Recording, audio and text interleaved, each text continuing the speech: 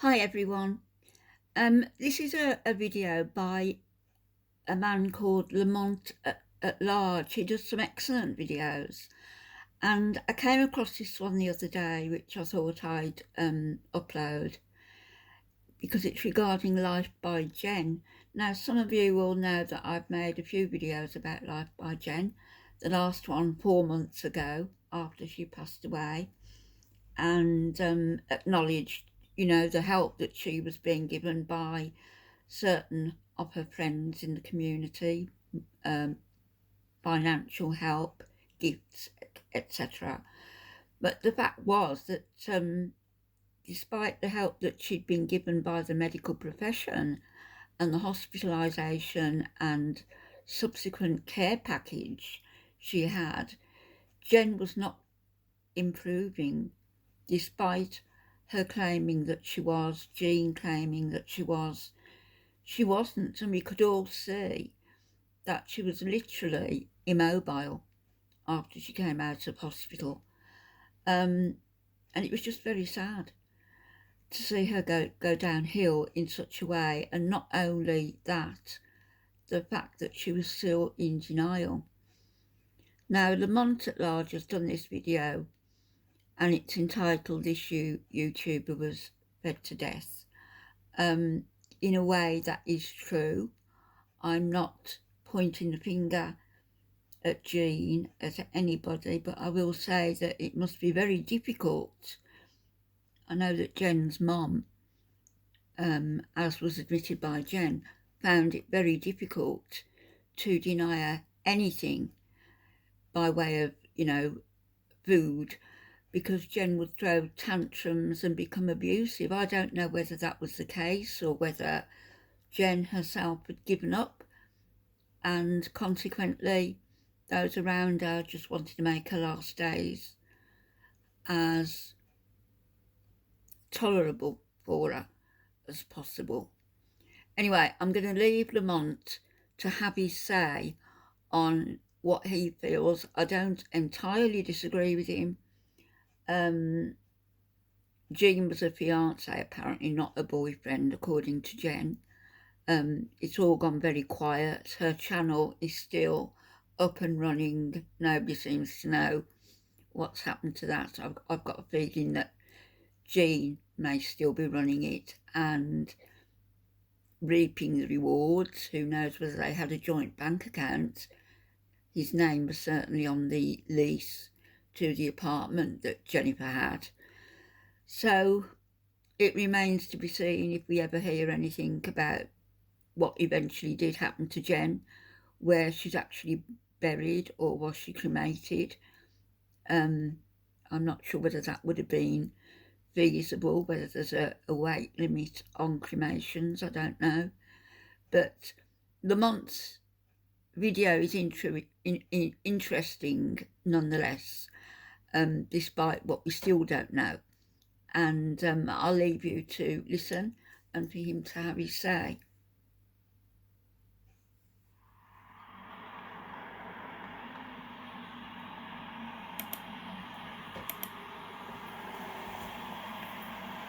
What is going on YouTube? I am Lamont at Large. Today we are in Wheeling, West Virginia, and I'm going to talk about the story of a woman who used to do videos here on YouTube. Her name was Jennifer Gwen Armstrong. She went by Life with Jen on YouTube.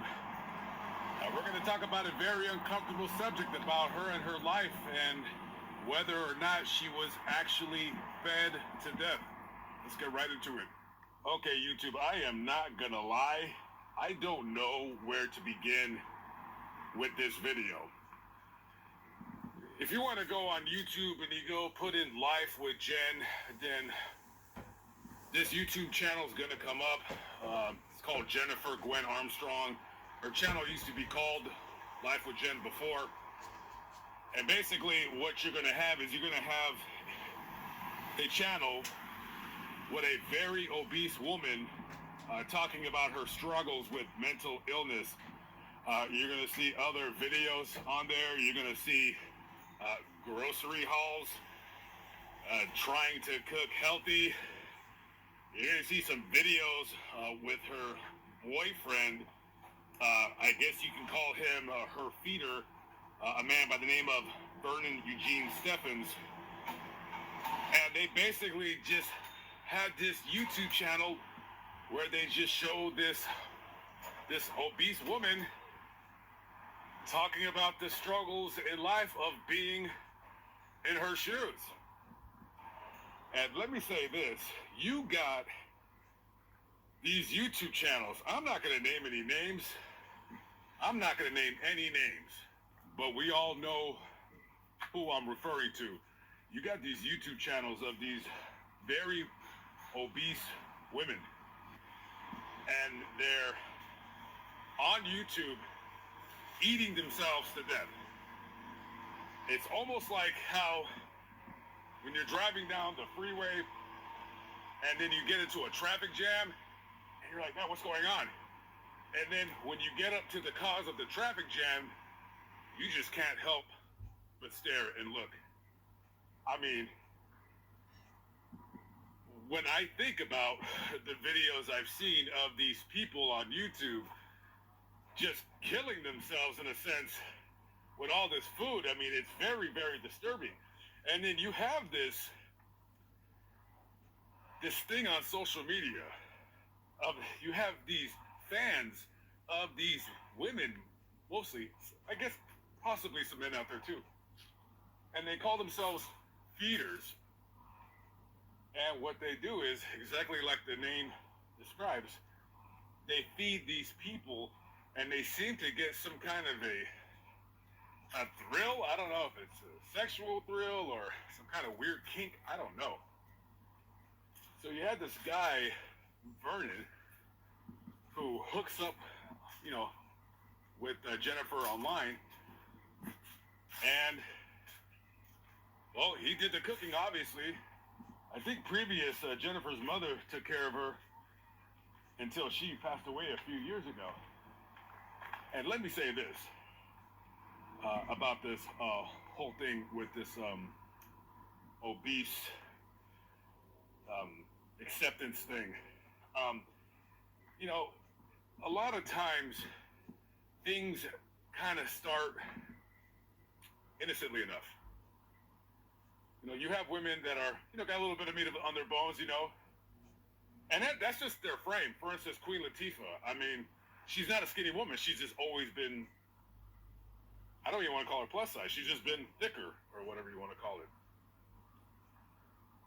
And then it started with that, right? And then now, all of a sudden, this whole, fat acceptance has came aboard. And then you have, the figurehead spearheading this movement. I'm gonna guess it's Lizzo.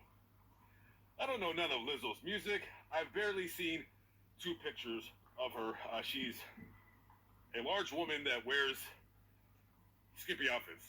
Listen, you do whatever you want to do in life. If that's what you want to rock, if that's what you want to do, go ahead and do what you want to do.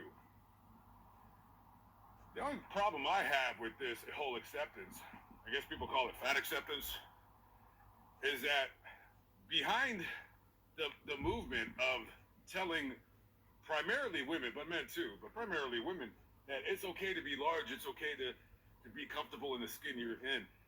But what I'm saying is it's not comfortable to have health problems. It's not comfortable to suffer from heart disease, organ failure. I mean, it's really not. And again, I'm not naming any names, but you start seeing these people on YouTube, and then you start seeing them on cable TV channels. Look, there's only 2 people that watch this kind of content. People that want to see that proverbial car accident, that just they want to watch an accident. They just want to watch somebody slowly eat themselves to death. And then you have the extreme minority who maybe they're rooting for them to get past their mental issues, their mental struggles. And Jennifer had maybe about almost 30,000 subscribers at the time. And she had a lot of trolls. she had a lot of people that was, in a sense, rooting for her downfall. I mean, she's had online forums, people talking down about her, talking down about her boyfriend, which, me personally, I don't have much of an opinion on that.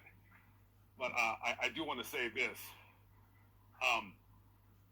When I see very obese people, let me say, before I say that, I've had a weight issue all my life myself.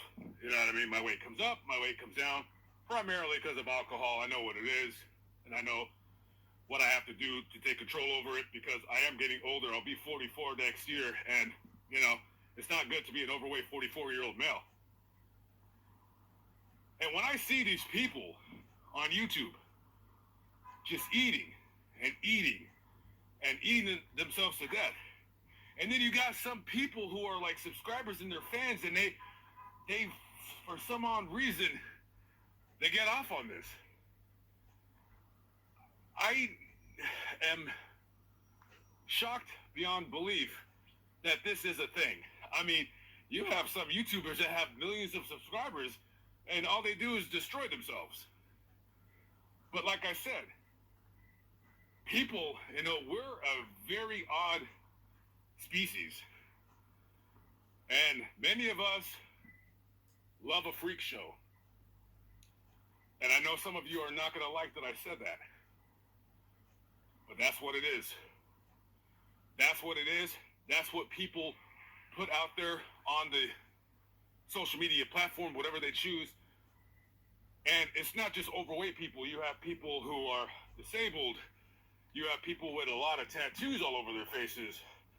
I mean, it's literally the P.T. Barnum and Bailey of the 2020s. It's your own little private freak show, and you put it up on your YouTube channel, and that's why people stop by. They stop by to gawk. They stop by to stare. Humankind has been doing this for many, many hundreds of years. The only difference between us and the freak shows of the 1880s is that now there's really no traveling freak shows because we have the internet. So we don't need to travel to see one. We just turn on our laptops, our computers, our smartphones, our, you know, tablets. And within a mere matter of just, but nothing but a few seconds, we have literally hundreds of channels of these people putting their lives on display without any shame. And I do believe that sometimes, you know, when the people do that, it is a form of therapy for themselves because maybe they don't have a lot of friends. Maybe they're so big they can't really leave the house very much. So they put themselves on YouTube and, you know, they get a little bit of support and maybe they also make a little bit of money. That's the building where Jennifer used to live. That's where she used to film all of her YouTube videos, all of her videos detailing her struggles with depression and all of that. And when her and her boyfriend would do these grocery hauls, more than likely they shopped right across the street. I don't know if either of them had a car, but this is where they would stay. And it's kind of a strange coincidence because, you know, when I first started traveling around the country in my van, when I first came to Wheeling, there was no Walmart here. So I actually, back in like 2015, I actually slept in this parking lot for about 2 days. So it's just funny to see this Kroger once again, because that Kroger is like really, really old and small. And on around September 10th, maybe a day or so before that of this year, 2022, 911 received a call from the 4th floor here in this building that Jennifer was having a medical episode. This is the hospital where Jennifer was brought to after suffering her medical episode, whether it be a heart attack or a stroke. I'm not too sure, but she would have been taken right through these emergency doors right here. And this is the hospital where Jennifer died. Now, I don't know if they did an autopsy. It's up to the county coroner to determine whether they do an autopsy. He could have seen her condition that she was in. I sort of doubt that they would have done an autopsy, because Jen had been in a nursing home for about 8 months, prior to that in hospital, and as Lamont said, the doctors were clearly aware of all the conditions that she had, and so I doubt very much whether it would be necessary for them to do an autopsy, and it wouldn't have been an easy autopsy given Jennifer's weight, so I doubt that would have happened, but we'll carry on. And just said that there was probably no need for an autopsy. That I do not know. I did not find any information about that, but nevertheless, this is where her life was sadly ended.